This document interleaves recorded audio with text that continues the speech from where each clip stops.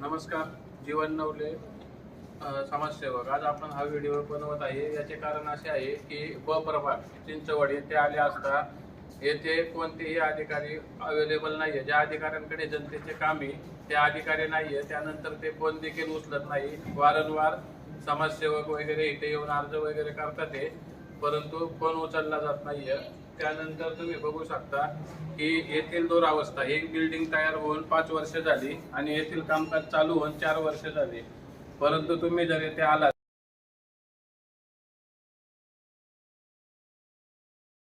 हे अशा प्रकारे नागरिकांना बसण्यासाठी जो सोफा आहे त्यावर मटेरियल ठेवण्यात आले, त्या पुढच्या धुळकात पडलेले आहेत. त्यानंतर हे जे क्लाउड वगैरे आहेत सगळीकडे अशीच कामं चालू आहेत अर्धवट.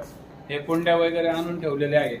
ह्या नक्की विमल खाऊन थुकणाऱ्यांसाठी आहेत का झाडं लावणाऱ्यांसाठी आहेत का कचऱ्यासाठी आहेत हे देखील समजत नाहीये. हे प्लाऊडचे तुकडे अशा प्रकारे वाया घालवण्यात येत आहे.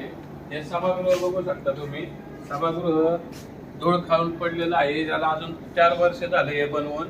त्याची गरज नसताना देखील प्रशासनाने हे अशा प्रकारे बिल्डिंग बांधून ठेवली आणि या ठिकाणी गरज नसताना हे धुळखात पडलेलं आहे. म्हणजे नुसत्या नवीन नवीन बिल्डिंग बांधायच्या आणि त्यात भ्रष्टाचार करायचा आणि पैसे कमवायचे, एवढाच उद्योग आहे.